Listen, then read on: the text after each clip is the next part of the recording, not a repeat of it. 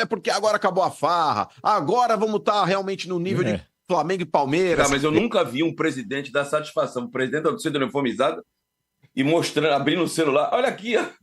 Mostrou o Zap. Mostrou o Zap. Mais alguma coisa? Já era, meu. Não era, não. Já era. A Sombra, se acabar, eu vou fazer o que aqui na rádio? Então a gente tá desvendando aqui. O que eu vou fazer aqui na rádio se acabar? Pra você, eu arrumo coisa. Obrigado. Corneteiro, tu fica no corneteiro dos outros times. Corneteiro. Bom, Flamengo encara o Cruzeiro. Está crescendo o Cruzeiro, hein, Venê? Pois é. Só que é no Maracanã agora. No Maracanã, o rubro-negro tá na liderança, mas vê o Palmeiras, o Botafogo e o Bahia na cola. A disputa tá, acirrada. Cadê? O Flamengo está conseguindo sobreviver aos desfalques durante a Copa América. Mesmo com a derrota para o Juventude, o time não se abalou e se mantém na liderança do campeonato. Com poucas opções no elenco, ainda por conta de lesões, o técnico Tite vem trabalhando com uma equipe curta. Desde o início da data FIFA, o rubro-negro apenas conquistou vitórias com um gol de diferença, além de ter tido um empate e uma derrota. A equipe somou 10 de 15 pontos disputados até aqui. O aproveitamento nos primeiros 5 jogos foi de 66,6%. Até o final da Copa América, o time tem mais 4 jogos pela frente. A boa notícia é que 4 das próximas partidas o rubro-negro faz 3 no Rio, já com o auxílio da torcida e sem precisar se desgastar por viagem. Na única partida longe do Maracanã, a equipe de Tite encara o Atlético Mineiro em Belo Horizonte. Nesse período, o time deve seguir desfalcado de Cebolinha, que vem sendo uma das peças-chaves do elenco, e Igor Jesus. Bruno Henrique também segue em tratamento. O Flamengo volta a treinar nesta sexta para se preparar para enfrentar o Cruzeiro no Maracanã no domingo, com esperança de ficar com menos desfalques e conseguir uma vitória em casa. Mas enfim, falando sobre o Flamengo, que se reapresentou nessa manhã, iniciou a preparação para pegar o Cruzeiro, a grande novidade foi a presença do Bruno Henrique, que foi desfalque no último jogo por conta de um trauma no pé esquerdo, e ele treinou normalmente com os demais companheiros. Dizer que ele vai para o jogo, aí eu estaria sendo leviano, porque tem mais uma atividade nesse sábado, e ele treinando normalmente, a tendência é que ele retorne ao time do Flamengo. Embora não esteja vivendo um grande momento com a camisa do Flamengo, estamos falando de um jogador extremamente importante, decisivo, e mesmo quando estava mal contra o Fluminense, foi ele quem sofreu o pênalti que resultou no gol do Pedro. E, levando em consideração a péssima atuação do Vitor Hugo substituindo o Bruno Henrique e também o Cebolinha, que continua como desfalque, o retorno do Bruno Henrique eu considero extremamente importante nesse momento, tendo em vista que o Tite continua tendo vários desfalques. Desfalques esses que ontem foram muito destaque na seleção uruguaia, jogaram muita bola, De La Cruz, Arrascaeta, Vinha. Então, assim, de fato, esses jogadores estão fazendo muita falta, e o retorno do Bruno Henrique vai ser extremamente importante para encarar o Cruzeiro, que vem crescendo bastante no Brasileirão. Pedrosa, ele falou que o Bruno Henrique voltou, mas pode ser que não comece a partida. Observando tudo que o Tite experimentou no último jogo, o que deu certo e o que não deu certo, que vocês já debateram por aqui, como você acha que o Tite vem então com as escolhas caso o Bruno Henrique não comece jogando? Você tem essa informação? Não tenho ainda. Tá, vamos lá, sua opinião, né? Eu acho que ele pode manter o que ele já fez na partida do Juventude, até porque um jogo não define o que dá certo ou não, mas o fato é que não deu certo diante do Juventude. Eu não escalaria o Vitor Hugo, eu acho que eu tentaria outra alternativa. Eu já falei aqui que, na minha visão, você preteria o Gabigol quando você tem 5 desfalques na Copa América, quando você tem uma opção por colocar o Vitor Hugo e não tentar utilizar o Gabigol nesse time do Flamengo, eu acho um desperdício, porque é um grande jogador, mesmo que não esteja vivendo um grande momento. Eu acho que dá para botar o Luiz Araújo na esquerda e coloca o Gabigol na direita, como ele já fez essa função em alguns outros momentos. Ou você pode jogar no 4-4-2 com o Gabigol ao lado do Pedro. Para mim seria uma boa oportunidade, o jogo é no Maracanã, é um atleta que está acostumado com esses grandes jogos e está precisando dessa confiança para ganhar novamente. Então, eu acho que o Tite, por mais que pareça que ele não tem uma preferência muito grande pelo Gabigol, eu escolheria essa opção. Ele chegou, você ouviu, né? Fala. Mas ontem eu estava até conversando com o Pedrosa após o programa sobre o Gabigol. Das duas, uma. Ou o Tite, de fato, não gosta do futebol do Gabigol, não quer ter o Gabigol no Flamengo, ou o Gabigol vem treinando muito mal. Porque eu concordo com o Pedrosa. Mesmo diante de vários desfalques, mesmo assim o Gabigol não tem oportunidades. E na boa, a gente não consegue dizer aqui que o Gabigol tá indo bem ou mal, sabe por quê? Por quê? Ele entra faltando, 15 minutos para acabar o jogo, e quando ele entra é um Flamengo totalmente desconfigurado. Ele não entra com os principais jogadores. Então, a vida dele dificulta ainda mais. Eu não estou aqui defendendo o Gabigol, dizendo que ele está voando em plena forma física, em plena forma tática e técnica. Até porque ele está longe do ideal dele. Mas, na boa, eu não consigo criticar o Gabigol porque ele entra faltando, sei lá, 15 minutos. É você pedir demais do Gabigol. Então, eu acho o seguinte, diante de vários desfalques, eu concordo com o Pedroso, eu acho que o Gabigol ele poderia ter mais oportunidade sim no time do Flamengo. Mas, ou ele vem treinando muito mal, a gente não acompanha o dia a dia dos treinamentos, ou o Tite, de fato, já deu um recado para ele, ó, segue sua vida, procura outro clube. Será que esse recado acontece desse jeito? De maneira indireta acontece. Não, sem falar, indireta já está acontecendo, mas direto, não, acho que direto não. Acho que não, até porque você iria desmotivar um jogador que faz parte do seu elenco. O contexto que ele entra nas partidas é um contexto muito desfavorável para o estilo de jogo do Gabigol. É um contexto onde ele não está acostumado. Ele foi acostumado a ser titular a vida dele inteira. Então, você tem que deixar ele se adaptar, porque é um atleta que, mesmo não estando tão participativo na partida, em uma bola ele pode decidir. Perfeito. Eu daria mais oportunidades para o Gabigol. Perdão, Marcos Antônio, vamos lá, já disse sim ao projeto do Flamengo. A Lazio fez uma contraproposta ao Flamengo que o Flamengo aceitou nos valores, que vai ser uma obrigação de compra se ele atingir um determinado número de jogos, enfim, são metas estabelecidas em contrato, um empréstimo de 12 meses, e aí o Flamengo está muito próximo, agora eles estão discutindo apenas forma de pagamento para essa obrigação de compra, que se torna opção de compra caso ele não atinja as metas. Então, Flamengo muito próximo de ter esse reforço aí no meio da temporada, jogador que a gente já vem falando há muito tempo, de 24 anos, e eu fiz uma pergunta a uma pessoa importante da diretoria do Flamengo, ele chegaria para fazer qual função no meio de campo? Aí a pessoa falou assim, uma espécie de Gerson, entendeu? Para ser o substituto imediato do Gerson, para jogar em várias partes do meio de campo. Então, Marcos Antônio, muito próximo aí de retornar ao futebol brasileiro e vestir a camisa do Flamengo. Esse tipo versátil desse jeito é raro, né? O Tietê, o próprio Gerson. O grande problema do nosso Rolando Lero aí, o Augusto Melo, é que ele promete situações... Amado cara, mesmo. Domênico Gato, o Augusto Melo, eu acho que o primeiro erro dele como presidente do Corinthians...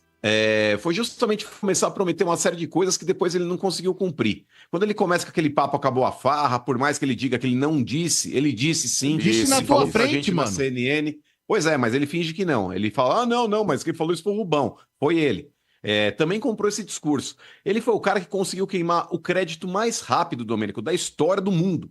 Porque, cara, ele pegou um time ali que todo mundo tava louco pra vir indo embora, a turma da renovação e transparência. Se ele chega pra torcida, fala, gente, o negócio é o seguinte, vamos fazer uma administração pé no chão, tô fechando um patrocínio aí, pode vir um bom dinheiro, mas o Corinthians ele tá numa situação financeira complicada, a torcida ia abraçar o discurso dele. Mas quando ele começa a esbravejar, começa a chegar lá na mídia, olha, porque agora acabou a farra, agora vamos estar realmente no nível de Flamengo e Palmeiras, ele cria uma expectativa...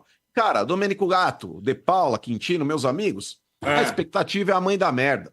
O cara foi lá e ele fomentou no torcedor corintiano uma esperança. Claro. Então ele que cumpra. Porque quando ele faz essas promessas aí, De Paula, por exemplo, o negócio do Palácios, ele fica querendo falar aí pra Deus e todo mundo, porque eu peguei uma herança maldita, porque não me deixam trabalhar. Quem foi que contratou um jogador com o joelho comprometido, com a cartilagem bichada? Quem foi que contratou o médico, o tal do Fábio Novi, que colocou o cara pra correr numa esteira depois de 8 dias de cirurgia? Então, Augusto Melo, é tudo na tua conta. Quem foi, Augusto Melo, que colocou como diretor de futebol um incompetente que falou pra você que tinha negociado com o Rojas uma situação que já tinha costurado um acordo, e aí o cara saiu na semana seguinte executando o Corinthians na justiça? O Lucas Veríssimo, que você anunciou como o primeiro reforço da temporada, e o cara foi embora também uma semana depois. Então não fica colocando na conta do anterior, que era uma porcaria também. O do Willian era uma porcaria de presidente, mas você é outra.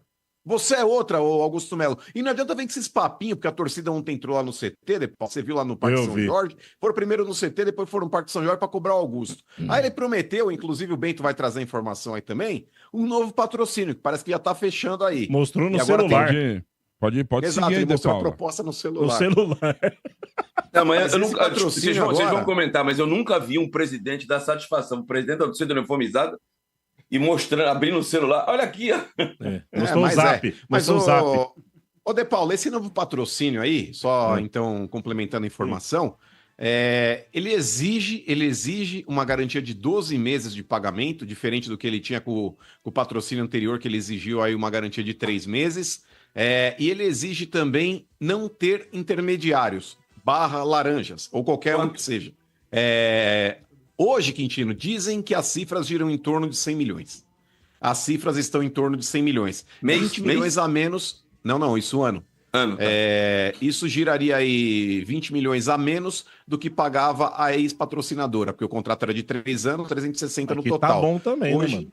Exatamente, se fechar em torno de 90 a 100, tá ótimo. Se fechar de 90 a 100, tá ótimo. Desde que não seja mais uma bet, De Paula, que queira usar o Corinthians de vitrine, para depois de 2 meses aí também inventar qualquer cláusula e ir embora do clube. Tem que pegar antecipado. Tem que pegar antecipado. A cláusula não foi inventada. A cláusula ele estava lá. Mas tem que pegar antecipado. Estava lá, mas, por exemplo... E a partir do momento que o Corinthians não vai contra o ex-patrocinador, requerer lá cumprimento de pagamento de multa, etc., porque... Então, mas parece, ô Sombra... Não, mas parece que entraram. O De Paula pode trazer a informação. A informação que eu tinha, inclusive baseado na nota imbecil, uma nota cretina enviada pelo Corinthians quando houve a rescisão, meio que colocando, olha, nos usaram aqui, era uma bet desconhecida, chegou a segunda aqui no patamar nacional, não sei o quê, mas não falou, executarei aí na justiça o valor da multa rescisória, porque eu até agora sou inocente. O Corinthians não alegou nada disso. Por isso não alegou nada disso. Não tem nada. Então, eu me amparava nisso. Mas, segundo informações aí, De Paula, parece que o Corinthians entrou na justiça. Não sei também se entrou, porque ali o disse-me disse dentro do Corinthians, todo mundo sabe como é que funciona. Às vezes, para tentar apagar um incêndio, dizem que entrou para executar esse negócio. Mas, na boa, Domênico Gato, até que se prove o contrário, o Corinthians é inocente. O Corinthians ele tinha obrigação moral de entrar na justiça exigindo o valor da multa rescisória do ex-parceiro. E não fez. O que mais tem no grupo da imprensa do Corinthians, que eu tô lá, o Baixo que também tá, é nota oficial do Corinthians. É que vai reformar o ginásio, é que vai... Mas, gente, eu quero saber disso. O clube tá implodindo. O cara fica soltando essas notas. Ninguém quer saber disso, gente. Queremos saber como é que anda a contratação, se vai vir alguém, situação do campo do Antônio Oliveira. Situação é a janela, né, De Paula? O Rojas na FIFA, queremos saber. É a da janela de 10 de julho pra ontem. Mais alguma coisa? Já era, meu. Não era, não. Já era. A Sombra, se acabar, eu vou fazer o que aqui na rádio? Então a gente tá desvendando aqui. O que eu vou fazer aqui na rádio se acabar?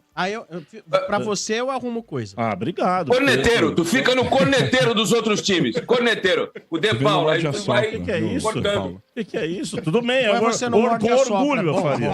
É uma boa aquisição. Muito obrigado. Bom, pelo menos eu vou...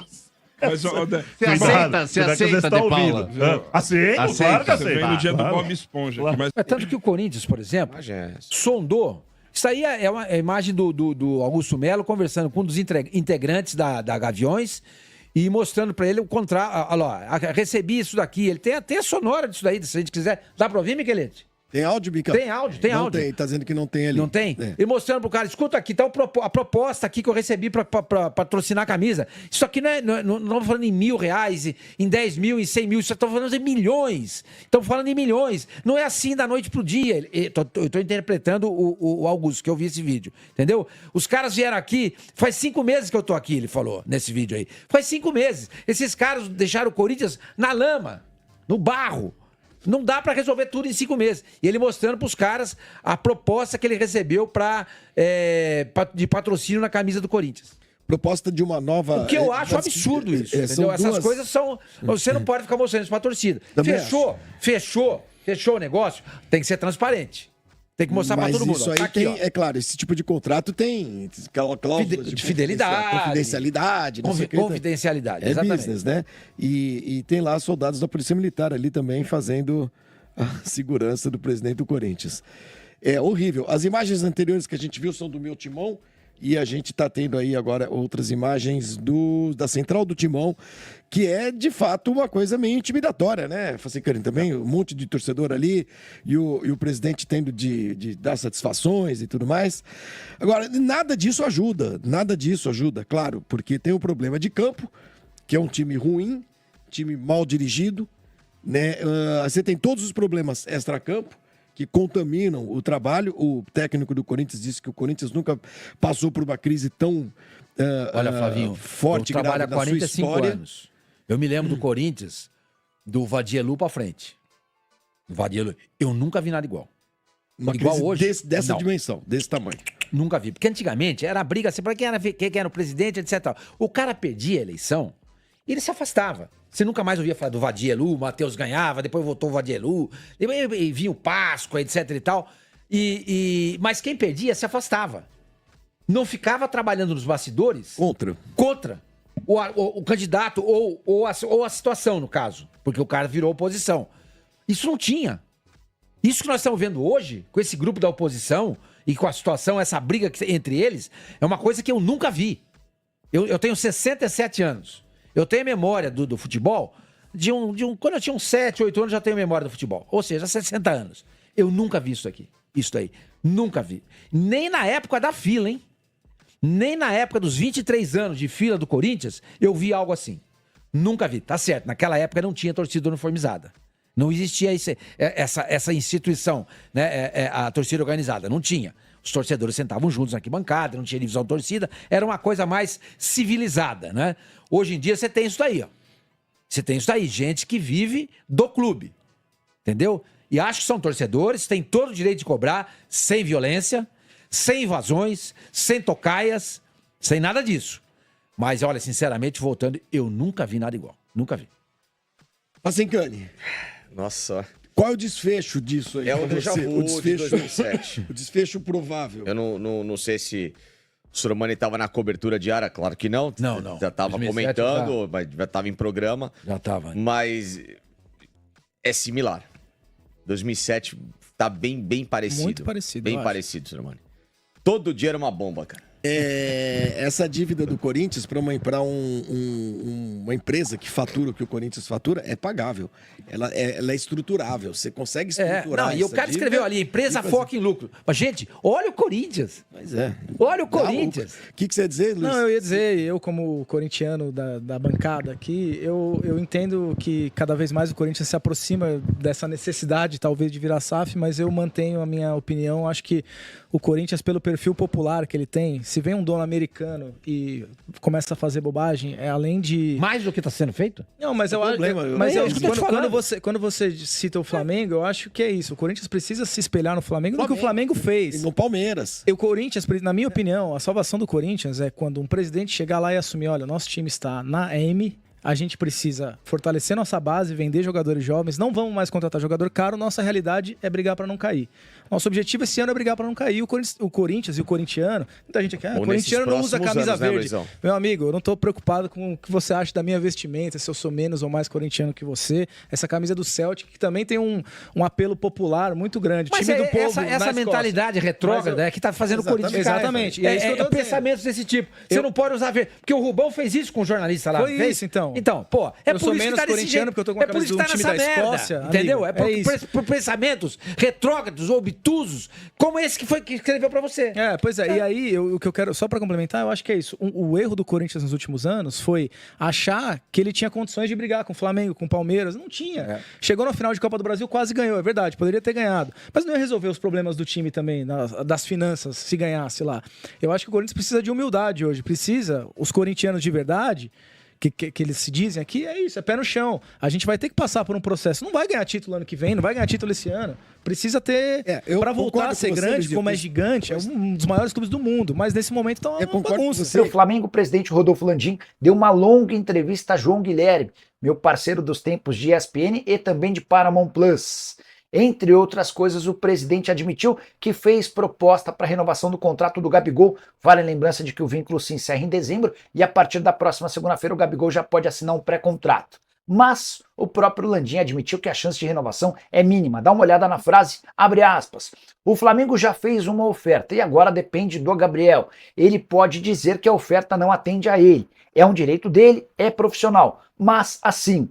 O que ele tinha de expectativa em cima de valores e de prazo de contrato, o Flamengo não aceitou. A impressão que eu tenho é de que o rubro-negro fez uma proposta só para dizer que fez, sem nenhuma convicção de que tem a intenção de permanecer com o Gabigol. Hoje ele ganha R$1.600.000 mensais, no acordo que foi ignorado em outubro do ano passado pelo presidente Rodolfo Landim. Depois de tudo acertado entre o jogador, o Marcos Braz e o Bruno Spindel, o Gabigol passaria a ganhar R$3 milhões mensais. Tenho contado para vocês que a chance dele renovar o contrato é nenhuma. O mais provável é que o Gabigol assine um pré-contrato a partir da próxima semana. De olho na temporada de 2025, ele deve ficar no Fla até dezembro. Só para completar, o Landim também falou a respeito do estádio. Afirmou que a ideia do clube é para que 80 mil pessoas possam estar no estádio e que atrás dos 2 gols não tenham cadeiras. Dessa maneira, os torcedores ficariam de pé com ingressos populares, permitindo a presença de mais pessoas.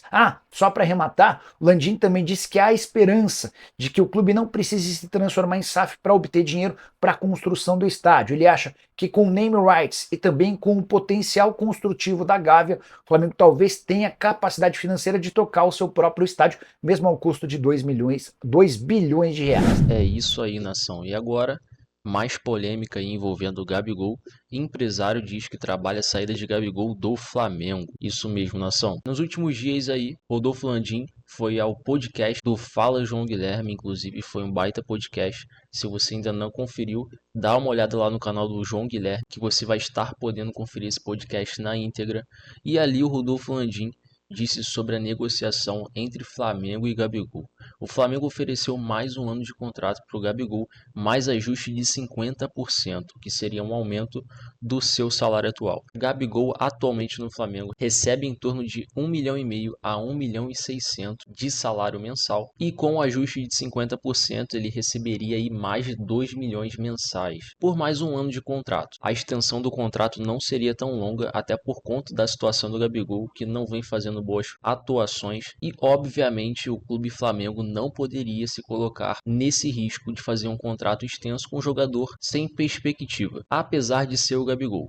Nós temos que lembrar que o Flamengo está acima de qualquer jogador. E no podcast, Rodolfo Landim deixou a entender que Gabigol e seu empresário não aceitaram a proposta. Após isso, o empresário de Gabigol concede uma entrevista para a Seleção Sport TV e confirma que Gabigol não irá renovar com o Flamengo, que o jogador estará de saída e certamente será agora no meio do ano que eles irão resolver essa questão. Não vão esperar o término da temporada. Bom, a questão é que eles estão alegando que o contrato, que a proposta que o Flamengo fez não foi uma boa proposta para o jogador e que prontamente ao receberem a proposta eles negaram. Aí eu te pergunto, com o futebol que o Gabigol está jogando hoje, ganhar mais de 2 milhões mensais por um ano de contrato, que isso pode se estender dependendo do desempenho dele, isso tudo vai depender do Gabigol. Não tá bom? Pô, faça-me um favor. O que o Gabigol esperava? Mais 5 anos de contrato? O clube sempre tem que estar pautado em qualidade e não em caridade. Isso que o Gabigol estava esperando que o Flamengo fizesse era basicamente uma caridade, diante do que ele vem apresentando em campo. Mas assim, eu acredito que o Gabigol não vai para o Palmeiras. Eu acho que o Cruzeiro vai levar, principalmente por conta dos valores. O Cruzeiro está vindo muito forte no mercado. O presidente do Cruzeiro está investindo uma bolada e acredito que esse vai ser o fator principal para o Gabigol atuar com a camisa do Cruzeiro na próxima temporada. Lógico, também tem a questão aí do antidoping que o Gabigol precisa resolver lá na Suíça, que ainda não está resolvido. Mas segundo alguns boatos, o presidente do Cruzeiro está com sede em conseguir essa contratação de Gabigol, porque segundo ele, é um jogador de peso e também vai ser muito bom para o marketing do clube. A intenção dele é conseguir mais vendas e também fazer aquela média nos aeroportos, lotando com os torcedores. Mas diz aí nos comentários, torcedor, acha um absurdo essa proposta que o Flamengo fez para o Gabigol? Ou você acha que o Flamengo está super correto e não deve passar a mão na cabeça do camisa 99? Deixa a sua opinião aí nos comentários. Quero deixar os créditos aqui para o Placar TV, SBT Sport Rio, canal do Nicola e do canal Energia 97.